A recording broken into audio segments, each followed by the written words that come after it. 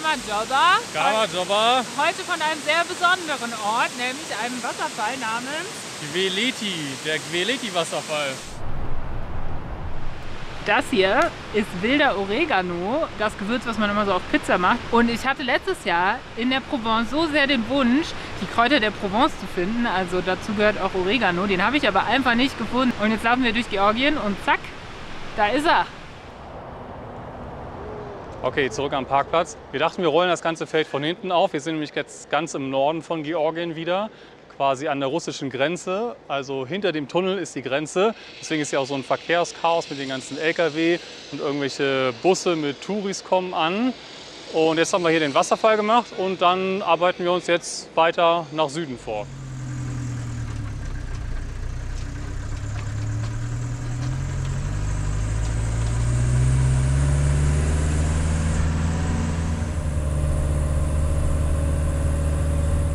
Wir waren heute Morgen schon in dieser Stadt, Karzegi heißt sie, glaube ich.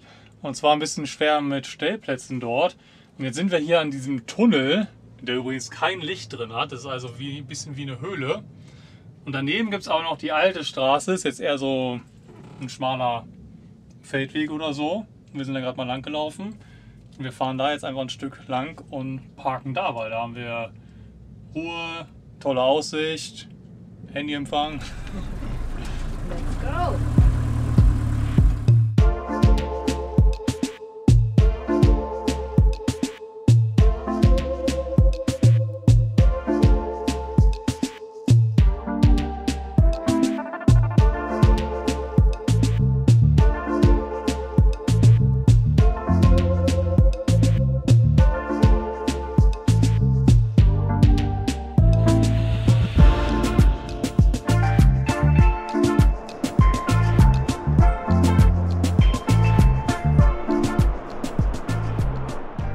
Wir hatten jetzt eine richtig gute Nacht an diesem Stellplatz. Eben kam auch so richtig schön die Sonne rum. Wir haben eine Top-Aussicht und sind sehr froh, hier einfach hingefahren zu sein. Also das ist auf jeden Fall nochmal eine Erinnerung, nicht immer die App Park4Night-Plätze zu nehmen, sondern auch einfach selber spontan mal was zu suchen.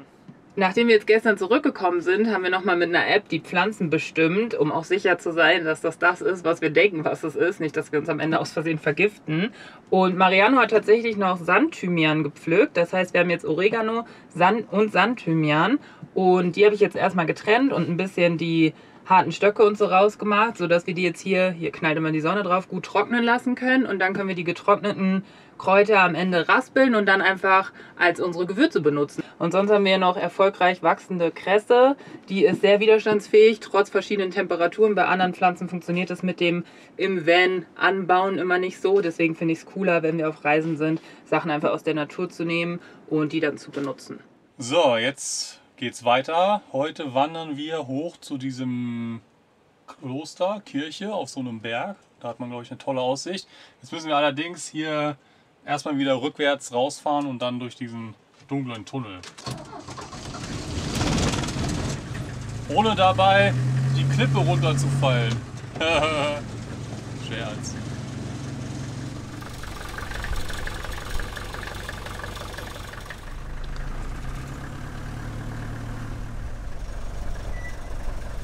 Das ist echt, oh Gott, schlimmster Albtraum, wenn wir jetzt die Klippe runterstürzen. Aber ich glaube, jetzt langsam sind wir aus dem Gröbsten raus. Aber man konnte da hinten halt nicht drehen, weil da war die Straße dann zu schmal und rumfahren konnte man auch nicht, weil irgendwo die Straße halt dann blockiert war und da Steine lagen, wo wir nicht dran vorbeikamen. Ist da irgendwas, wo ich gehen kann? Nee, nur Gestrüpp.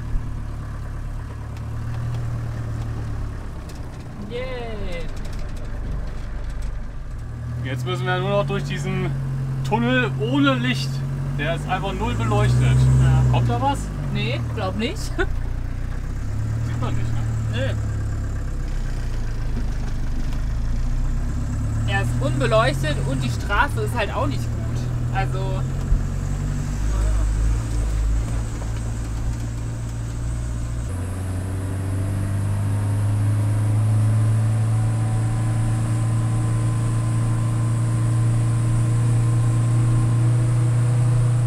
Hier haben wir jetzt geparkt. Da oben auf dem Berg sieht man auch schon die Kirche, wo wir jetzt hinlaufen. Vorne hat man dann eine super Aussicht.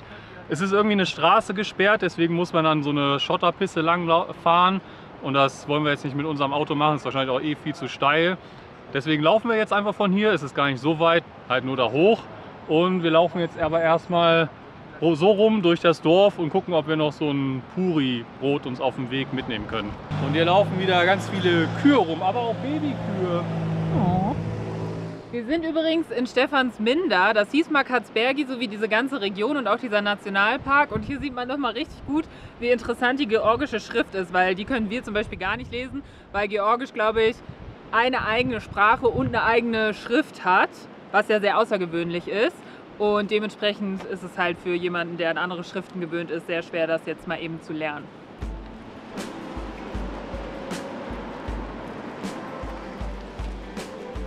Voll spannende Sorte Kuh, die sind so klein.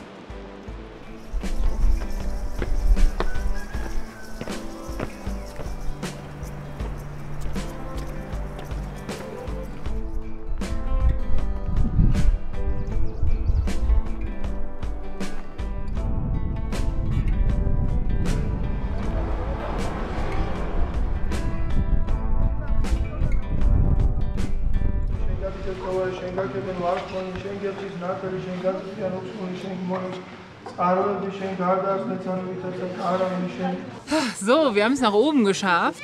Wie zu erwarten, einiges los. Ja, aber zum ersten Mal auf unserer Reise sind nicht überall Deutsche. Ja, das ist ja halt voll cool in Georgien. Man hört so viele andere Sprachen und es ist eigentlich nie Deutsch. Die einzigen Deutschen, die wir treffen, sind auch mit dem Van unterwegs. Ja. Aber so bei den Sightseeing-Hotspots haben wir bis jetzt noch nicht so viele Deutsche getroffen. Nee, hauptsächlich Russisch sprechen. Ja. Also die Kirche ist natürlich irgendwie ganz cool und es ist beeindruckend, dass die vor 100 Jahren hier oben gebaut wurde. Aber was noch viel cooler ist, ist halt die Aussicht hier oben und dass wir jetzt wieder mitten im hohen Kaukasus sind und diese Landschaft und diese Berge und diese Weite ist sehr schön. Ja, hier ist einfach nur ziemlich voll und alle rennen hier über diese Kirche rum. Eigentlich ist es viel schöner, wenn man einen Hügel weiter ist und dann hat man so den Blick auf die Kirche mit den Bergen im Hintergrund und so. Ja, dafür lohnt es sich auf jeden Fall hierher zu kommen. Ja.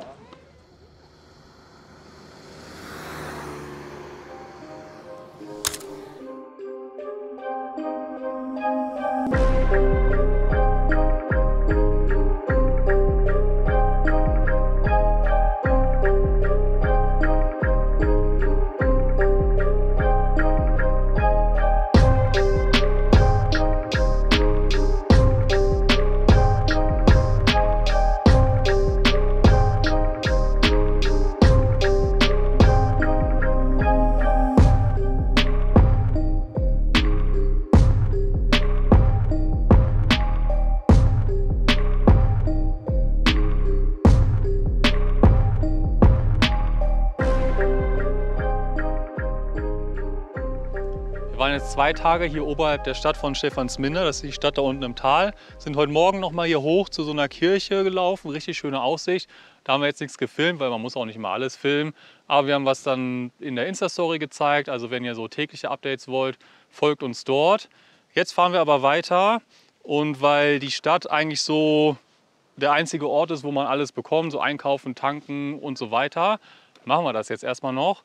Und weil das in Georgien so ein bisschen anders ist, zeigen wir das euch mal. Und der riesige Berg da hinten im Hintergrund, der jetzt schon wieder in den Wolken ist, das ist der Katzbergi-Berg. Der ist 5054 Meter hoch, was ganz schön krass ist, weil die Stadt ist knapp unter 2000 Meter. Das heißt, es geht ja echt noch mal 3000 Meter hoch und da ist auch so Schnee drauf und man kann da auch so Touren hoch machen. Aber dafür sind wir wahrscheinlich doch nicht fit genug.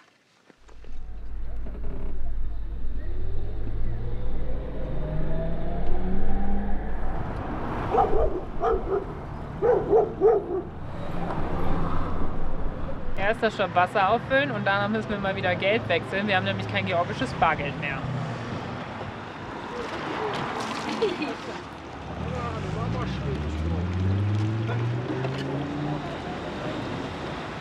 So, dann wechseln wir noch mal Geld. Ja, Majaba. So, jetzt haben wir wieder georgische Lari.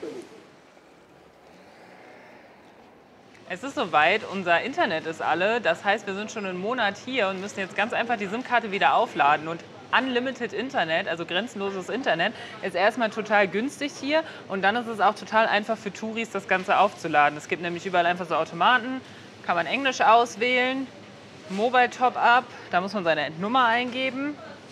Und dann kann man einfach auf Unlimited Packages gehen, das buchen.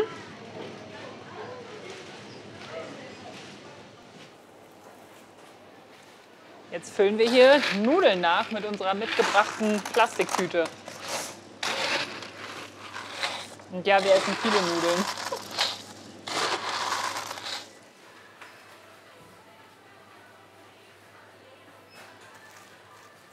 Two Puri, please.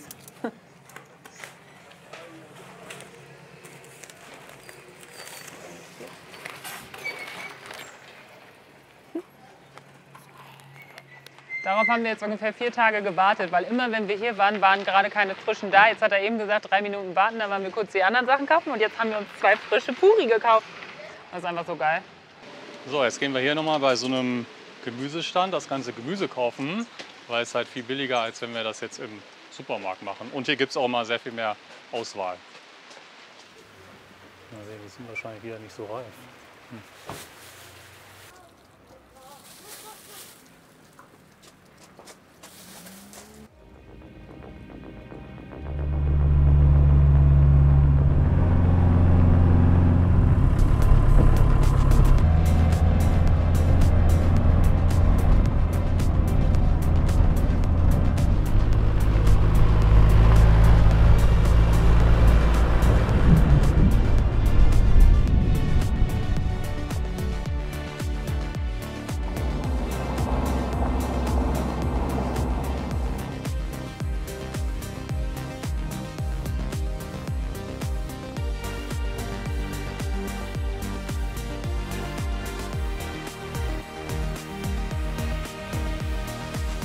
Wir waren jetzt auf dem Weg nach Utah, das ist so ein kleines Dorf hier, das Tal entlang.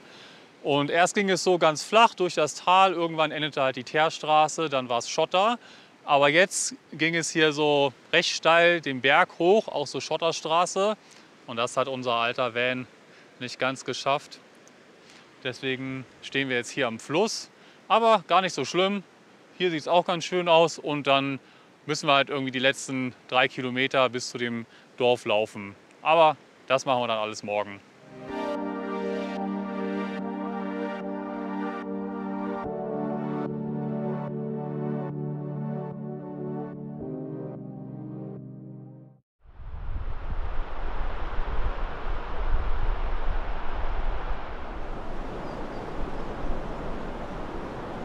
So, unsere Kräuter sind jetzt getrocknet genug und jetzt nehmen wir die Blätter und Blüten und machen die vom Stiel ab.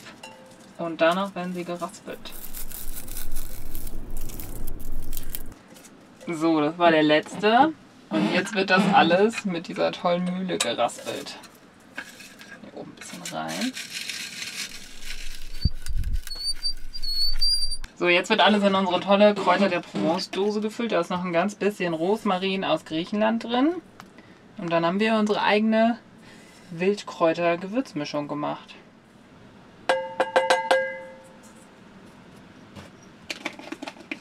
Tada!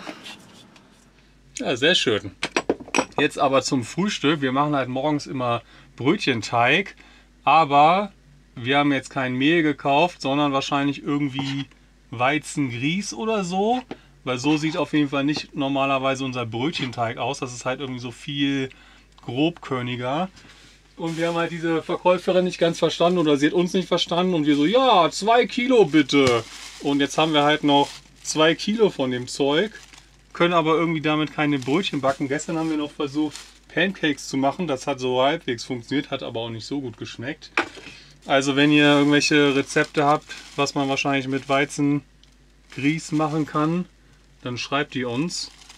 Und jetzt müssen wir mal schauen, was wir zum Frühstück essen. So, ohne großes Frühstück geht es jetzt auf nach Utah. Ist, glaube ich, so um die 4 Kilometer und 300 Meter hoch in Höhenmeter. Und wir sind ja hier nicht hochgekommen und wir fragen uns ein bisschen warum, weil so super steil ist es auch nicht. Und wir sind gefühlt solche Hänge auch schon hochgekommen. Auf jeden Fall. Und eine Sache ist, die ich denke, ist vielleicht entweder ist der Diesel vielleicht von der Qualität nicht so gut Oder ich habe auch gelesen, dass hier der Schwefelgehalt auch schon sehr viel höher ist. Aber ich habe halt keine Ahnung, ob dadurch dann die Leistung geringer ist. Was ich auch dachte ist, weil wir sind ja hier auf 2000 Meter Höhe, da ist halt weniger Sauerstoff in der Luft, dass das Auto dadurch weniger Leistung hat. Aber bei 2000 Meter Höhe ist es ja noch nicht so krass. Nee. Keine Ahnung. Also mit sehr viel Mühe hätten wir es vielleicht auch geschafft, aber Ja, das hätte nee. dann wieder echt dem Auto sehr weh getan. Deswegen laufen wir stattdessen. Ja, also wenn ihr noch eine Idee habt, dann könnt ihr uns auch gerne schreiben. Wir sind nicht so die Autoexpertinnen. Aber wir geben uns Mühe, aber für Tipps sind wir dankbar.